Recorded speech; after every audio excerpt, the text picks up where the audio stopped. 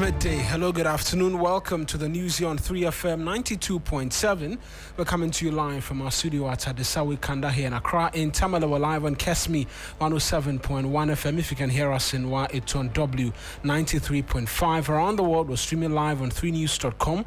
Download the TuneIn app from the Google Play or Apple iOS store and listen to us on the go. Coming up this afternoon, National Communications Authority set May 1 as date where Ghanaians can visit their mobile network operators to the link unknown numbers registered with their Ghana cards, as they further announce up to 11 million SIMs will be deactivated after May 31. The NCA meanwhile says the data zone bundle offered by MTN will return with new prices soon. It is our expectation that the product will soon be available to customers. Also this afternoon, we have exclusive details of a 2023 Shraj report into claims of involvement of former Environment, Science and Technology Minister Professor Frimpong Boateng in Galamsey activities. We investigated allegations made against Frimpong Boateng. Very thorough investigation. The upshot is that he was not involved in illegal mining concessions. The report exonerated the former minister of wrongdoing following a petition filed by a businessman in 2019. Justice Gertrude Tokonu set to become Ghana's next Chief Justice as President Akufo-Addo, in a letter to the Council of State, nominates her pending parliamentary approval. And much later, caterers in charge of the school feeding program have now declared a nationwide strike after the caterers in the Ashanti region began their strike weeks ago. We've suspended it because Mrs. Kwashiga is provoking us that this kind of job is the work of God. And we want to tell her that God hasn't called us to come and preach to the children. We are fed up. We want our money and we want an increment. All the representatives came. So we are collectively, the whole Ghana. We have details if you stay with us for the next 30 minutes.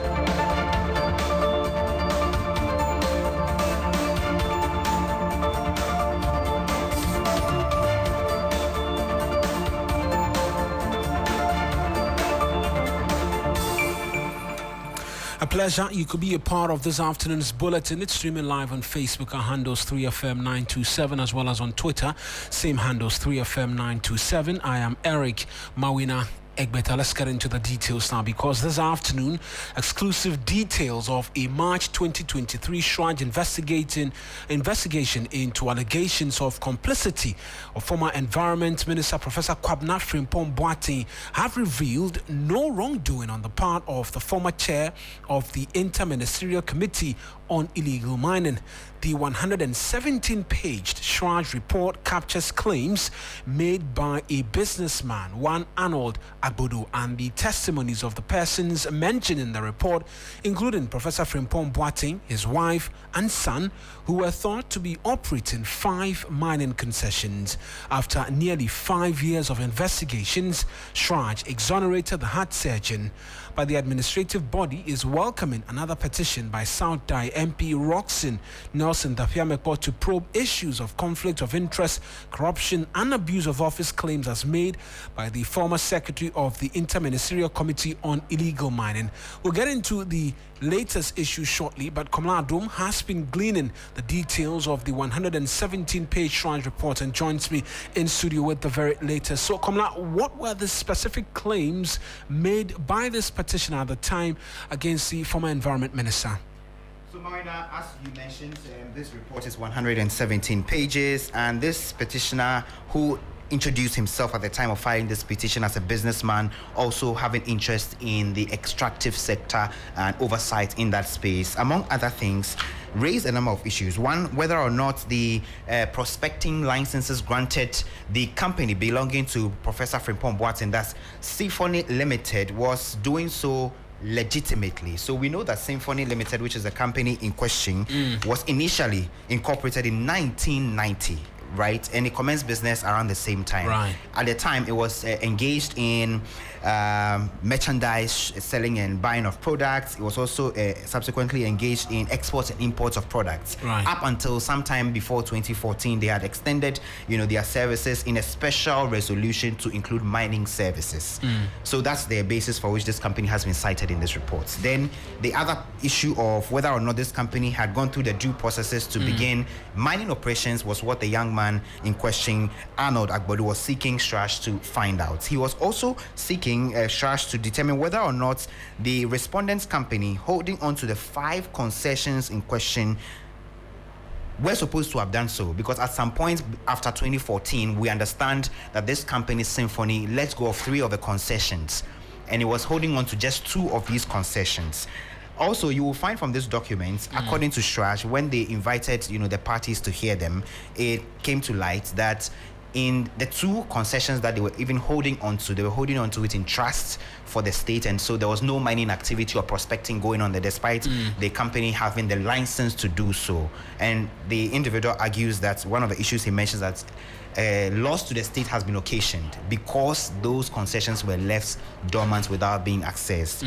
And then a 4th issue has to do with whether or not the respondent had caused, as I mentioned, financial loss to the state by his refusal or failure to pay the state the necessary annual mineral rights fees. By virtue of owning the concession, you're supposed to be paying the royalties to the state. And then the final issue, or the last 2, whether or not the respondents, Professor Frimpong Boateng, put himself in a position of conflict of interest because, as a Minister of Environment, Science and Technology, he has oversight over the EPA and all these other agencies. So an EPA, you need a license from EPA necessarily to, carry out these operations. Whether or not in his position as a minister, he used his position to get the EPA licenses, to continue his work. And then finally, whether or not the respondent failed to declare or inaccurately declared assets owned by him in his asset declaration form submitted to the Auditor General. So these were the key issues the individual, Arnold Agbodu, wanted to find out from. Exclusive investigations for 5 years. A number of individuals were invited. Who were these? I mentioned the wife and son as one of the individuals who were invited. Who are this? Which are the other individuals? Precisely. So Strash heard from Professor Frimpong Boateng himself because he had been mentioned. He was represented by his lawyers. So over the last 5 years, he has been responding to some of the claims made in this voluminous report. There were some individuals who are DCEs, electoral area officers in areas where these concessions were. Precisely Asiri, Japekrom, Hwenim, Bibiara, Niha, Adumesu, and all these other areas where the 5 concessions belonging to Symphony were supposed to be located. They heard from individuals who lived in that area, worked in that area. So plus workers of Symphony Limited, including the MD, who is a son of Professor Frimpong Boateng. Finally, let's get into the specific issues and what Strash found out. What were the conclusions after this 5-year-long investigation? Right. So the summary of the findings Strash arrived at: 1, that this company, Symphony Limited, is not holding on to all the 5 concessions it had initially, acquired, but only holding on to 2 of them, and these are in Adumesu and Bibiara and Niha. Just these 2 concessions out of the 5. They had let go of a 3, and legitimately so. The second finding is that the respondent did not engage in any act of corruption or abuse of power by having his company, which is Symphony Limited, hold on to the 2 concessions in question. The third is that the respondent, Professor Frimpong Boateng, has not caused any loss in finances to the state of about $250,000 annually, as has been alleged by the petitioner. And also, as of 2020, this company, Symphony Limited, was in arrears of $82,344 and $109,354 respectively in annual fees paid to the Minerals Commission of the Adumesu and Bibiara Niha concessions. Then the 5th point is that to the extent that the respondent was not part of the governing board of the EPA, which granted the EPA permit to the company Symphony Limited, he did not put himself in a position where his personal interest conflicted with his operation. And finally, there's no mining activity going on at the place where the concessions situate. That's the 2 concessions he's still holding on to. There's no mining happening there. And as far as the last 5 years of investigations, there's been no mining happening there. Right, that's my colleague Komla Adom with exclusive details from the 117-page report put together by Strash, an investigation that has spanned 5 years. We can hear now from the Commissioner of Strash, Joseph Wita, who, despite authoring this report says they would still make a determination on the current petition by Roxanne Dapiamekpo in a prima facie case, if a prima facie case is found to warrant an inquiry. We investigated allegations made against Prof. We went in and did a very thorough investigation, came out with our report, a 160-page report. The upshot is that he was not involved in any illegal mining concessions. He had genuine concessions, which he had difficulty even starting the processing of those concessions because of community violence against his companies. The procedures of the commission require first that we would undertake an assessment of the complaint, because it's not every complaint that is filed that actually meets the standards expected of a complaint that can be admitted for investigation. So we will do the assessment.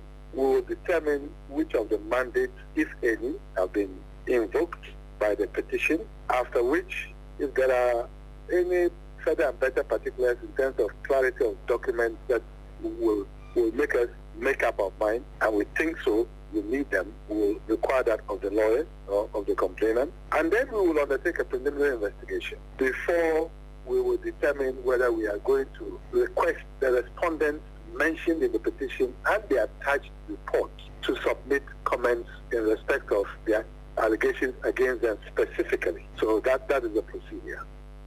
That's Commissioner of Shraj Joseph Whittal. Meanwhile, the call for a commission of inquiry to look into the latest Galamsey report is intensifying.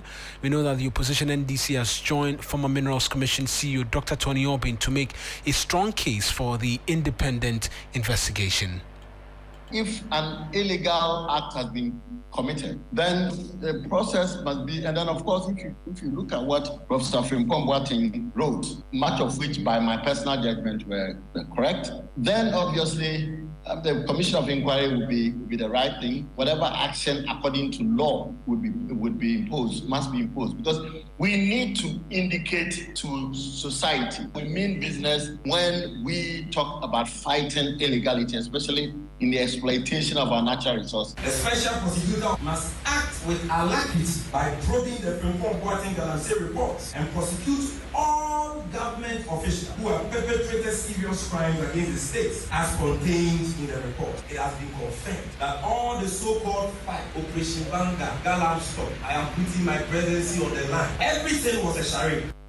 That's former Minerals Commission CEO, which you heard earlier, Dr. Tony Obi, and just now Communications Officer, National Communications Officer of the NDC, Sammy Jimfi. We'll move away from this and trust I will bring you exclusive details as and when they do come through here on 3FM 92.7. And away from this, and the President has been making a new nomination for the position of Chief Justice. That's because he's nominated Justice Gertrude Araba Isaba Tokonu, a member of the Supreme Court, as a new Chief Justice to replace Justice Kwesini Nyeboa, who retires from the bench next month. Justice Tokonu, if confirmed by Parliament, will become the third female Chief Justice in the history of the country. A letter from the President to the Chair of the Council of State said Justice Gertrude Tokonu, who has been a member of the judiciary for the last 19 years, is qualified and fit to discharge the functions of the CJ. Komla Adom is with me still in the studio just to run us briefly through what we know about the yet to be confirmed Chief Justice. Komla. Well, Mawuena, we know Her Ladyship Justice Gertrude Tokonu, of course, was recently appointed to the Supreme Court after she served for many years as an appeals court judge. She was born on September 11, 1962. She, of course, attended Wesley Girls High School in Cape Coast, where she obtained a GCE ordinary level, and then to Achimota School for her advanced level certificate. She studied law and sociology for her first degree at the University of Ghana, and also the professional law course at the Ghana School of Law sometime in 1986. She's gone on to acquire many more certificates, some in The Hague, in Netherlands, in other places in the United States of America, San Francisco, etc. But after all of that, in 1986, she did her national service, the International Federation of Women Lawyers, FIDA Legal Aid Center in Accra. And also, after 18 years of practice, she was invited to join the judiciary sometime in 2004 as a justice of the High Court of Ghana. Right. In 2012, she was promoted to the Court of Appeal and then rose to become a justice of the Supreme Court sometime in 2019. And for those of you who are listening to us, we know she was one of the justices that sat on the 2020 election petition by the opposition NDC. And I remember a number of months after the election petition declaration had been done and then the verdict had come out, she was at an event where she, made some comments that she and the rest of the justices of the bench expected the opposition candidate and his party to come to court with pink sheets and detailed evidence to show that the processes were rigged, which, affected the final outcome, but they didn't see that per the evidence and all of that was adduced in court. So she was one of the key members of the bench during that petition. Outside the courtroom, she is a poet, an author of 2 anthologies, The Child and the Rainbow and The Why Still Hear the Birds. And she's also written a number of plays. So apparently she's not just, interested in law matters. She also gets time off to do other things in the arts. And she is a staunch Christian, an ardent minister of the Body of Christ. She worships at the International Central Gospel Church Calvary Temple. And one of the things she mentioned that fascinated many people at the time she was being vetted was that she, for example, would have wished that the judges or people who go to court as lawyers do not necessarily have to be bound by wearing suits and apparel in such a climate that we have. Just like me, she wants to be wearing African prints, and that was one of the key points that came up when she visited the vetting committee sometime in 2019. Right then, that's my colleague Komla Adum. Let's hear from Justice Tokunu during her vetting, like you heard Komla mention, speak to capping of appointments to the justices of the Supreme Court. There seemed to be no ceiling as provided for in the Constitution as to the number of Supreme Court justices. We always had between 13 and 14, not exceeding it at all times. Do you share a view that Parliament could cap that? Now, the Supreme Court is the final court. If we should find ourselves in a situation where a constitutional matter engages a certain number of the Supreme Court bench, and yet engages them around the clock, and yet another number, because the court is only duly constituted when you have 5 people sitting. You need more panels to deal with different issues, and the jurisdiction of the Supreme Court is extremely broad, and it's necessarily so. So then, if you cap to an unfortunate number and find that the nation doesn't have the number of judges to deal with a particular crisis situation that could happen, I don't think it would be very useful. That's Justice Tokono speaking during her vetting in 2019. Earlier, the voice you heard was former Minority Leader Harun Idris. So away from this, and caterers in charge of the school feeding program have now declared a nationwide strike some 3 weeks after their counterparts in the Ashanti region began a similar action. Leader of the caterers, Kiftia Samo, says members are not returning to the kitchen until government responds to their concerns. They've been off duty, pressing home settlement of arrears and adjustment of the feeding grant. Here is Gifty Asamoah speaking to the media. A contract is a contract, and our human rights must not be abused because we are caterers. Are we not human beings, not citizens of Ghana? Are we not serving the nation? The conditions of services, payment and treatment of caterers by the school feeding secretariat, the Ministry of Finance and Government are deplorable. They have worsened our economic, social, and health situations. Caterers have become indebted to the traders and farmers we credited items from. We are ashamed because we owe so much, have lost respect and our dignity in our communities. The reasons for our engagement as caterers were to reduce hunger and malnutrition among the school feeding pupils, and parents wouldn't have to struggle to feed their children at school. Let's give to Asamoah. She's leader of the caterers. Let's speak to Kwame Amankwa, the organizer of the Greater Accra School Feeding Caterers. Many thanks, Mr. Amankwa. So what will it take for you now to resume cooking? Again. What will it take for you to return to the schools to cook for the children? What we are waiting for, we need increment of the school feeding amount that they are giving to us. And the delay payment, we have a lot of issue concern about the school feeding, but the most important thing is increment and the delay payment. So if the secretariat will call us and give us the specific amount that when we cook for a student, how much are they going to pay? Because since 2017, the amount they are giving to is 97 pesos, and the items that we are using for the cooking has been increased more than 200%. So this is our issue that has been giving us a strike until we have increment of the school feeding, right, and the delay payment and the underpayment, because our customers are, chasing us where any place that they meet us, they say we are doing this, we are doing that, but we are not paid. How many months are you owed in terms of arrears? The arrears, as we are speaking, they're supposed to give us a 2 terms. That is 2022 third term and the 2023 first term. And the engagement so far has proven futile? There's not been any response? There's not been any response from the school feeding secretariat at all to your concerns? Because on normal of February, but there is no response. Right. When you go, they will only tell you, you go and cook. Government is preparing the increment, so go and cook. Master, go and cook, go and cook. How can you go and cook with that money? Even today, when you are buying egg, it's 3 cedis. So if you are asking me to go and use 97 pesos per student, imagine. It's impossible. So we are going on the strike until the secretariat or the school feeding authority will engage us. Right then, that's Kwame Amankwa. He's the organizer of the Greater Accra School Feeding Caterers Association speaking to us. You're listening to the news here on 3FM 92.7.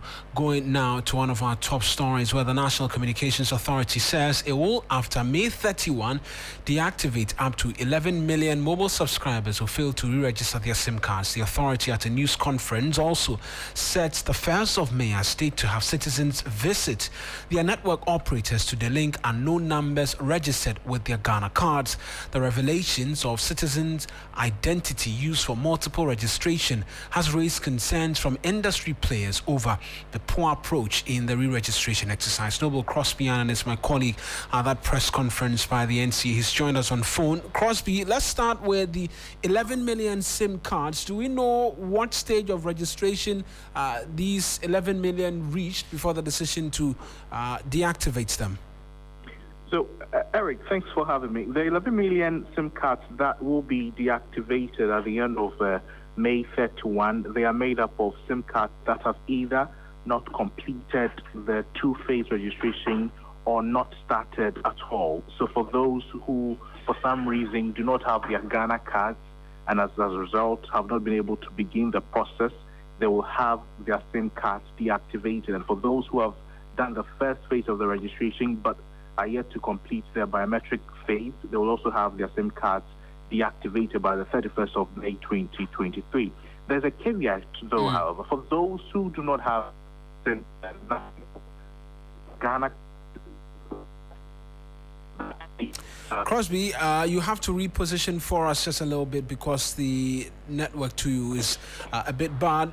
You're mentioning a caveat for persons who do not have the Ghana card. What can they do to ensure that they do not lose their SIM cards? So what they have to do is to prove that they do not have their Ghana card. How do they do this? They're going to perform the proof, I think when that the period happens for the SIM cards to be deactivated, then they would go to their mobile network operators, and then the mobile network operators will conduct some investigations to find out if they really do not have their Ghana cards. That is how come their SIMs will not be deactivated. So the NCA is saying that if they do not do this, then they're not making any headway, because a lot of people are going to come with a claim that they do not have Ghana cards, when, as a matter of fact, they do have their Ghana cards. Right, there have been concerns of fraudsters still attempting to rip people off, and also the challenge of the use of identities of individuals to register multiple SIM cards. What's the NCA been saying about this?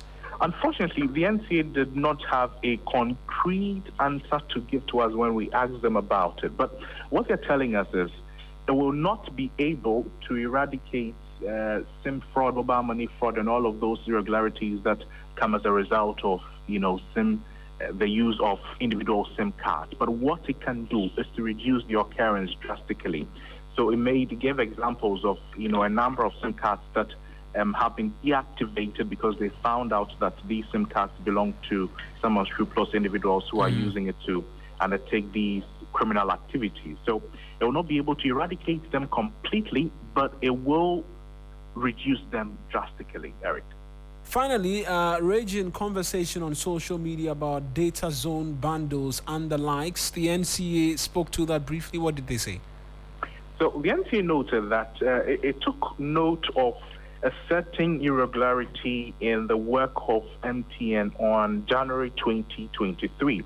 So there's something they call, for the huge mobile money, mobile operators, the SMPs, they noted that MTN has a huge, number, and then they are unable to regulate them in a certain way. What they're trying to tell us is that because of the following or the subscribers that MTN has, MTN is not required to be the lowest pricing entity on the market. So they realized that the zone bundles, after technical investigations, they were the least compared to the mobile network operators. They were the most, affordable, and that does not favor the other network operators. So they spoke to them, and then by 5th April, the MTN withdrew that zone bundle conversation. But the good news is it is coming back after MTN engaged with the NCA and other relevant organizations and entities to revise the price. So the zone bundles are coming back, but the prices will be revised to meet the standards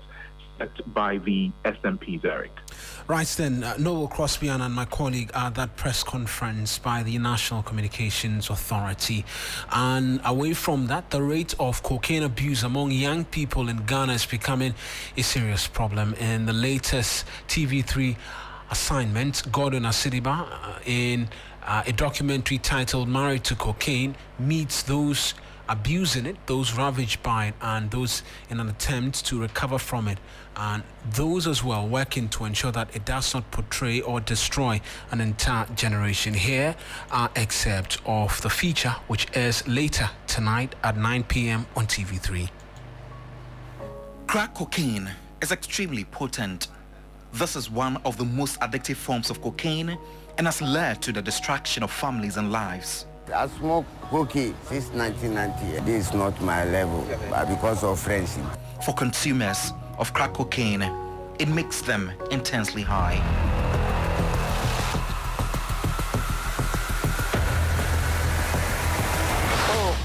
Me free say me say ase bibia yeden akọ me body nim by we nya ade bia eyewe. This is a disease spreading like wildfire nationwide, stealing many lives and shattering the dreams of many. While others are struggling to get rid of the addiction for the drug, others are unable to afford counseling due to cost in rehabilitation, leaving them hopeless, helpless and depressed. I was having trouble with academic performance, and I had a lot of pressure coming from my dad to set up and put in the results. But even though I was putting in the effort, the results wasn't coming. So I decided to look for, I'll say, like a temporary escape. According to experts, depression, unemployment and other life challenges lead many to the dreading lifestyle. Very young people are getting addicted to, especially marijuana. And when they come, they have psychosis. Like when I say psychosis, they are hallucinating, they are seeing things you are not seeing, talking to themselves. And that's the problem that we have now. So these meetings is able to make sure that they continue with their treatment. Other than that, they may still become rusted. married to cocaine, will reveal head-to-head conversations with cocaine addicts, those hiding to sell it, and people putting in an arduous task to overcome the silent killer drug. This piece airs on Wednesday, April 26 at 9 p.m. on TV3 and across all social media platforms and on 3news.com. So there you have it, Gordon Asiniba with the latest TV3 assignment. You had the date, 9 p.m. later today. Do make a date on TV3 Ghana and all of our social media platforms. Before we run though, the Member of Parliament for Medina, Francis Xavier Susu, he's questioned the relevance of the Department of Social Welfare and the Protection of Sick and Vulnerable Children in Ghana. He raised the issue at the 50th anniversary launch of Amnesty International Ghana on the theme Dignity, Freedom and Justice for All. Ladies and gentlemen, it is time for us to be bold to hold our institutions accountable. All the issues of gender-based violence, issues of domestic violence, and the issues of threats, on lives of persons with disability and threats on life of people who stand out to speak against injustice in our country are things that we should worry about, and we should be bold enough to hold our institutions accountable. I think it is time for our state to be held accountable for the death of Madam Egbeta. And we must hold the state accountable until the state is bold enough to pass a law to hold others accountable. That's Medina MP Francis Xavier Susu ending this afternoon's edition of the news here on 3FM 92.7. A lot more news when you log on to 3news.com. I am Eric Mawuena Egbeta. Nanekia Mensa Brampa is next with the very latest from the world of business.